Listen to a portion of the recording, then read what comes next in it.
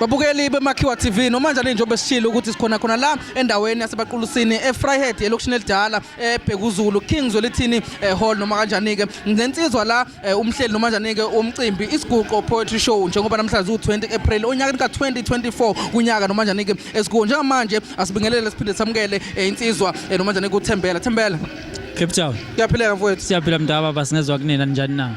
Siyaphila mfowethu ungabingelela noma kanjani ke ababukeli beMakhiwa TV. Angibingelele kubabukeli bonke beMakhiwa TV. Angifisa ukuthi abaseFryhead ngoba phela eMakhiwa TV isabalele nje cishe umhlaba wonkana. Kodwa ngiyabingelela kunina nonke ababukeli beMakhiwa TV.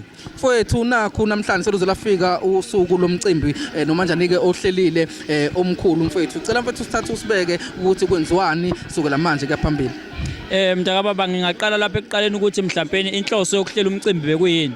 Uyabona njengami nje ngiwuThembela ngiwuDiligent uSimelane eFryhead nakwezinye indawo ake ngithi Zululand nakumanye ama district akekho umuntu owazi uThembela Diligent uSimelane kodwa uma ungathi ulandela ukuthi uyiqale nini inkondlo usenesikhathi enza inkondlo akekho mazile iphupho lami belithi eBaqulusini eFryhead eZululand makungabi nomunye uThembela Simelane makungabi nomunye oyofana noThembela ukuthi ayenze poetry noma yazi poetry kodwa angaziwa umuntu inhloso yeshow bekuwukuthi ke ama poet asasemancane akhulayo la eBaqulusini asilande phela lawa wanegama asadumile ukuthi aweze la angithi bona babukela kubona then ukuze bekwazi ukuxoxisana nabo here and there ukuthi manje nina ukuze kuthiwe ke namhlanje nifika kuleli yazinga leliyana nenze kanjani. Mfowethu siyabona umcimbi wakho mfowethu uhambe ngendlela efanele so kuthini kuwe ukuphawula nje ngendlela owenzeke ngayo la emcimbini. Ngiyathokoza kakhulu emphakathini nje waseBaqulusini namaphethelo nabanye ke abasuke endaweni ezikude besinabantu abayisukela koGoli Eastern Cape abazobuka yona ipoetry okusho ukuthi kuyathembisa ukuthi ipoetry iyakhula ngokwezinga cha kwala ekhaya cha ngiyathokoza kakhulu ngokwenzekile ngiyathemba ukuthi ngokulandelayo ngoba phela ipoetry sesayifaka ebantwini sisayitshala isazokhula ikhule izibe enkulu nayo idlula uMaskandi ngelinye ilanga. Mfowethu ungathini mhlambe kubantu abazile bazothamela lo mcimbi wanamhlanje isiguqo poetry show? Engingabatshela khona ngingathi ke lokhu akukhona okokuqala akukhona okugcina islogan sami ke siyaye sithi still more to come. Kuningi still more to come. Uyalwazi udaba. Mfowethu asibonge mfowethu amaciko noma kanjani ke osonkondla bathe bafika namhlanje ungathini ukudlulisa umlayezo kubonga kubona. Ngiyabonga kakhulu mfowethu noma ke elilodwa nje iciko lethu phela obekukwazi insela engabanga sakwazi ukuphumelela ngenxa yesimo ke sesi-understandile thina ngoba usichazelile impela sabona ukuthi hayi nobani bengekakwazi ukufinyelela ngapha kuthina kuumuntu kodwa esisengxoxweni kwaphela yonke into yabo kodwa ke onhlahla mhlongo oseluna imbongo yabantu omncedi umqingo umthimkhulu udokotela Triple S uzungu omavungama bonke laba bantu laba abanye bebekhona mfowethu olokothwa imbongi besinabo Sifiso the young poet osanele Enzo the upcoming poet. Amen.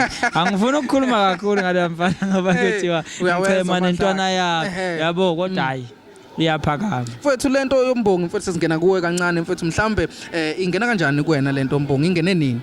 Idlozi ke lento le iyayifikela nje ingena njengendlozi esikhathini esiningi ngiyayithi mangixoxa nama poet amaningi seyixoxela nje alikho yolizwa lithi mina ngangizazi ukuthi ngiusonkondla kodwa wonke umuntu uzwa ngomunye umuntu mina njengami nje ngezwe ngentombi ngaxoxelwa intombi nje ithi usonkondlo yini ngenxa yokuthi yabona ukulalisa ulimi itshela intombi ubuhle bakho bophela ngaphakathi ejuleni enhliziyo yami benza ngephula neziyalo zabazali bami bona bebehlala uyayiboza zonke lezo zinto namanje no Thembela mfowethu siyabonga umcimbi omuhle sengathi mfowethu usukela manje kuyaphambili umcimbi sengathi ungakuhlala ukhona njalo siwazi nanokuthi uba ngaziphi ikhathi mhlambe zonyaka mfowethu ngoba sikuthandile kakhulu lokhu inkondlo yakha iyaphilisa mfowethu kuningi kwenza mfowethu inkondlo noma kanjani ke empilweni yomuntu so mfowethu siyadinga ukuthi sengathi lo mcimbi wakho sukela manje kuyaphambili ungabe ukhona zithini inhlelo zakho mfowethu sukela manje kuyaphambili?